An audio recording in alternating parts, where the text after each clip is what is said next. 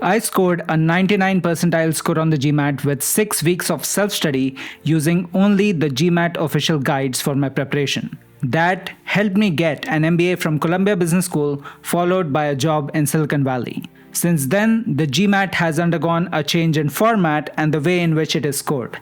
I am taking on the challenge of giving the GMAT once again and equaling or beating my previous score. This time around, you get to watch every single minute of my GMAT prep on video. That includes everything from my struggles, frustrations, and exhaustion to my learning methods, score trends, and successes, right till the day I give the GMAT once again and share my final score with you. Today is day 4 of my GMAT prep, and I have 2 goals. Number 1 is reading through the verbal review section, and number 2, if I have the time, I would like to revisit the probability section from the Quant review. Let's get going.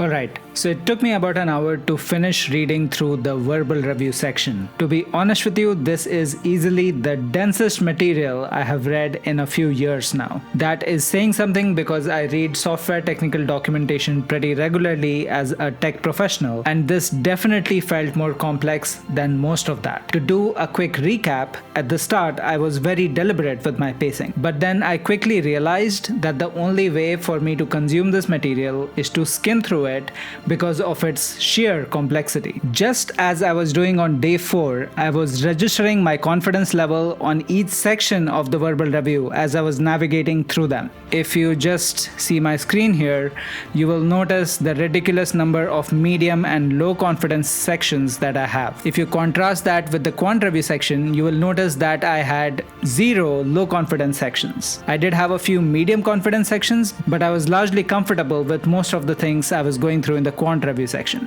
You will notice the same pattern in the Data Insights review where I had high confidence on most sections except for like a few of them where I had medium confidence. And just to reiterate that point, if you were to look at my verbal review section, you will see that there are a couple areas of low confidence as well as several areas of medium confidence. This in itself is telling me that the verbal review section might be something that I might want to focus more effort on as I go through my GMAT prep. Overall, I think that the verbal review section is actually not very useful. I say that for 3 specific reasons. Number 1, it is too abstract to actually arm you with practical skills. You might understand a concept by reading all these materials, but you won't really know what you can do with it. It's like telling someone, hey, gravity is a force that pulls 2 objects of non-zero mass towards each other. Okay. So what do I do with it?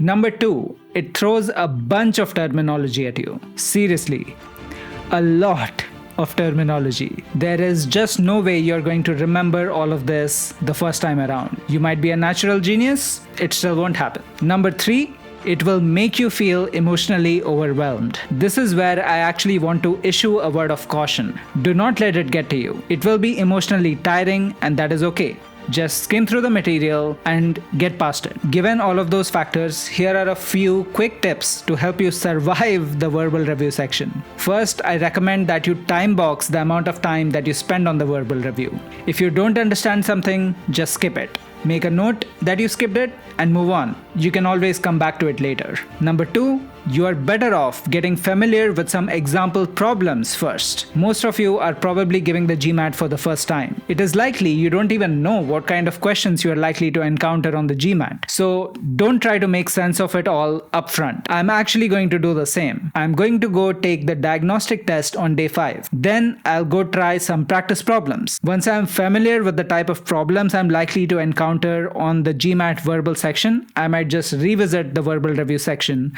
to read through it once again. Tip number 3, do not make this an exercise in memorizing things. GMAT is actually not a test of your memory. Remembering terminology is not going to help you get a high score on the test. So if you read a term like inductive argument, causal reasoning, hasty generalization, or fallacy of specificity, and you cannot recall any of these terms, skip past it. You don't need to remember these terms to get a high score on the GMAT. At this point of time, even I'm feeling a little mentally overwhelmed by all the terminology that I read through on the verbal review section. So I'm going to stop my study session for the day and skip on my second goal, which I had stated at the start of this video. That second goal was to revisit the probability section from the Quant review of the GMAT official guide. I will take care of that at the start of day 5 before taking the diagnostic tests. So that is all for today. I want to leave you with one honest thought. Prepping for the GMAT is important, but for most of us, it is hopefully a one and done thing. You need to give it once, get your target score, and that's it.